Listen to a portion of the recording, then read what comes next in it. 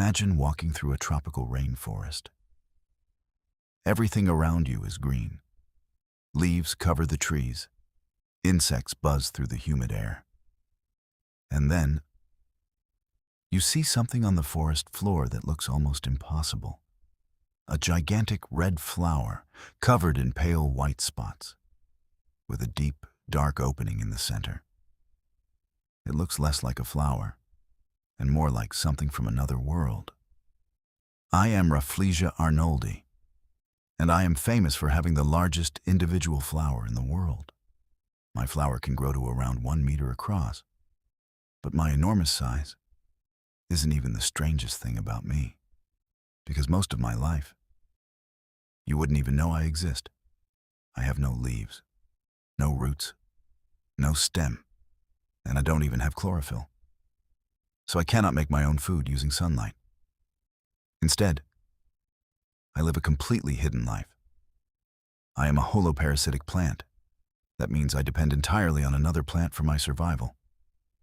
My host is a climbing vine from the genus Tetrastigma. For most of my life, I remain hidden inside the tissues of that vine. I take the water and nutrients I need from my host while staying almost completely invisible. No leaves above the ground, no branches, no green stems, nothing that looks like an ordinary plant, just a hidden organism waiting for its moment. And then, something incredible happens. After developing inside my host, I finally begin to emerge.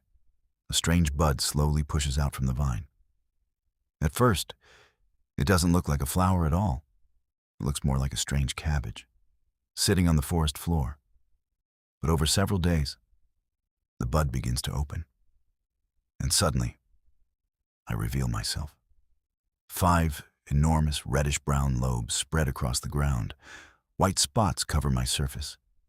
And in the center, there's a deep chamber containing my reproductive structures.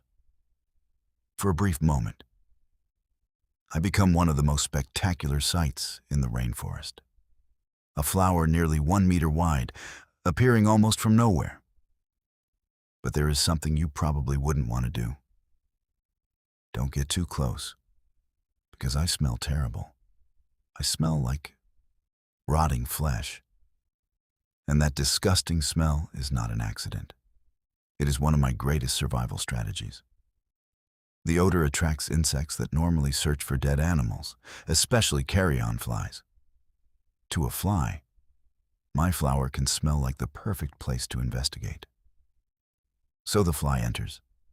It moves around my flower, searching for what it thinks is a source of food. But while it is inside, something much more important is happening. My pollen can stick to the insect's body. Then, the fly leaves. And if it finds another Rafflesia flower, it may carry that pollen with it. If the second flower is the right sex, the pollen can be transferred, helping me reproduce. So I don't need beautiful fragrances. I don't need colorful petals to attract butterflies. Instead, I use the smell of death to create new life. And that isn't even the end of my strange adaptations. My entire life cycle is incredibly difficult. I depend on a very specific host plant. I need the right rainforest environment. I need the right conditions for my buds to develop. And even after all that, my spectacular flower doesn't last very long. I may spend months, or even much longer, developing inside my host. But once I finally emerge, my time above the ground is short. After only a few precious days, my flower begins to wither. The giant red petals collapse. The strange flower disappears, and the forest floor becomes quiet again.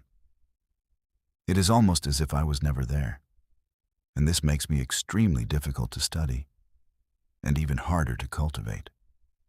Scientists and botanists cannot simply plant me in a pot, give me sunlight, and wait for me to grow. I need my living host.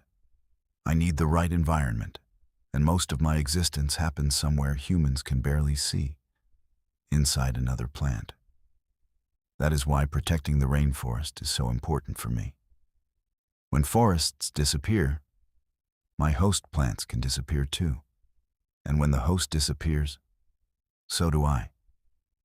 So the next time you see a beautiful flower, remember, not every plant needs leaves, not every plant needs roots, and not every flower needs to smell beautiful.